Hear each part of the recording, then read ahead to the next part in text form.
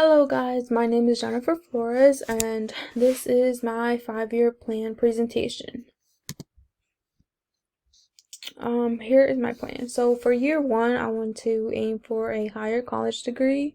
Year 2, invest in stock market. Year 3, have a stable full-time job and also looking into the 401k. Year 4, home ownership, and year 5, luxury and travel. So for year 1, I want to just basically focus on working hard and continuing to aim for a higher college degree, because I've always knew that the higher your education is, the higher your salary will be. And here is a picture of the degrees. The higher they are, the more money they get.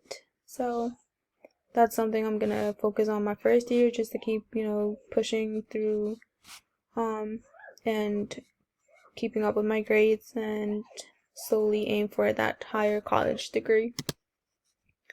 Year 2, invest in stock market. So I definitely want to get into the stock market. I know that for sure. Before I kind of was wanting to get into it and learn more about it, but I kind of had my doubts. But I've learned a lot more than what I used to know now.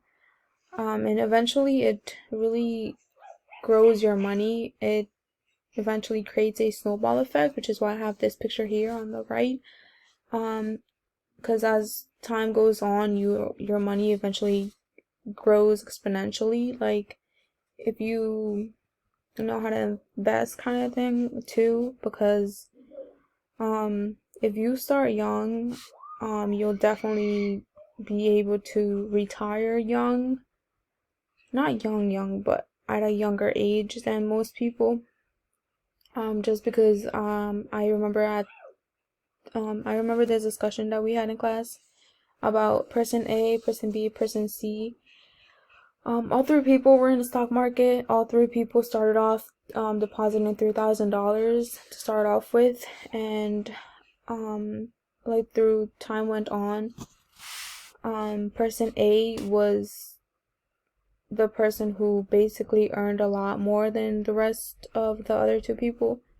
And that person A actually was 19 years old, who invested for like 3 years, I believe. And he earned throughout, like at the end of his journey, he earned the most out of all 3 people. And person C, compared to person A, was depositing, he was putting in his own money for a longer period of time, but at the end of the day, he didn't really earn as much as person A did. Also, because person A was younger than person C, so person A was able to, I'm guessing, eventually retire at a younger age. Year 3, have a stable job and look into the 401k. I definitely want to be able to start looking for a full-time job, just because right now I know that I'm a part-time, just because I'm taking classes. I'm a student, so I definitely want to start looking for full-time jobs. For a full-time job, with very good benefits. I also want to have a good pay and a good work schedule. So, I definitely want to be able to get into the 401k, so I can eventually have my retirement all planned out as well. Because I did read an article. Let's see. I had an article that basically focused on the 401k investments, and some topics that were included were basically the employees, it helps employees save for their retirement through employer sponsored retirement plans.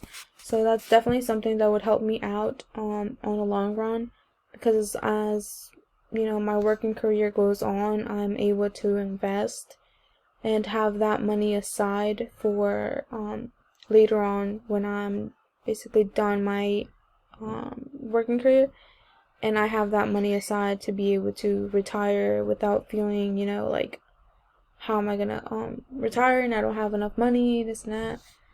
So it definitely is something I want to look into. I want to be able to have a job that has a very good pay, of course. And then I want to use that money, my salary, to be able to invest. So I want to be able to have my money make money, if that makes sense, by investing and being able to pay off my expenses with my investments. Year 4, home ownership. Definitely buying a house is something at the top of my list of goals in life, because it's just something that I know I need to have. I want to be able to own a home, call a house that's mine, not being stuck paying rent my whole life, because I know that money I'm not going to be able to, see ever again. It's honestly just, the way I look at it is just, if I stay paying rent, is basically just giving away my money for, not for free, but just to the trash kind of thing. Because I'm basically, honestly, if I look at it this way, I know that I'm not seeing my money ever again, or that money. And honestly, 40% of my income would be going to the landlord. Because I'm working to earn my salary, but 40% of my income is going into the landlord. Because I'm paying off rent and I'm not paying it to keep the house. I'm just renting. So definitely home ownership is something that I know I want for my future. Hopefully in about 4 years, if all goes well. Family. I have family down because after I buy my home, I want to be able to help my parents also buy their own home. Because I know, like, right now we're renting, but I don't want them to keep, I don't want them to keep giving away their money and not seeing it back ever again. Stability, I know it's a long time, like, financial investment, but it definitely is worth it at the end of the day, because you'll have greater privacy. You'll be able to renovate your house. You'll be able to do whatever you want to that home, because it will be yours. You will not have to, feel like you have restrictions or limitations because the house is not yours. And especially because I also want to have a family in the future, I want to be able to have that in my life. Year 5, traveling and having luxuries. I definitely want to travel, like, a lot more, because right now, I mean, COVID and everything, but I haven't been to, like, a lot of places. I definitely want to travel to foreign countries. I want to be able to have the money to go to different countries to, like, explore, new monuments, new everything. Like, I want to also have, like, luxuries. So I want to have cars, I want to have, like, nice clothes, shoes, and just basically go to new adventures. I've always wanted to go to Paris, and here's, like, Camaro, which is, like, one of my favorite cars. I'm not very car nerd, or whatever you call it, but I love fast cars, so that's definitely something I want to have. At least I want to have, like, 4 or 5 cars to myself. But yes, hopefully if all goes well with my investing and everything, I will be able to afford all this. And finally, emotional tricks. So I always see my my limits to as needs and versus wants. It all goes down to like my 50, 30, and 20% budget rule. I always have this set to myself because I know that I'm controlling my money, or I'm managing my money this way, and it's like in a smarter way for me, because I'm always the type of person if I forget that I need to save, I'll just keep spending. But I always split it up to, I'm kind of different because I always split it up to 50% essentials, 30% savings, and 20% wants, instead of 20% savings, like this graph right here. But this budget rule actually does help me a lot, because I am the type of person that I like to save, just because you never know what can happen tomorrow or in the future. But yeah, this helps me a lot.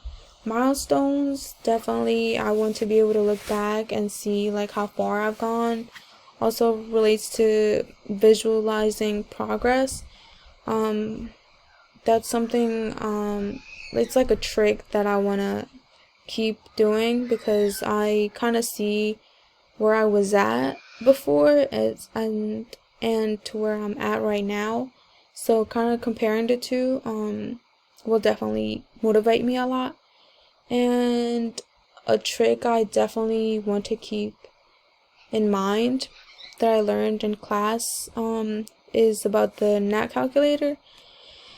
I learned that the higher savings percentage rate, the more I save, and the faster I will be able to retire.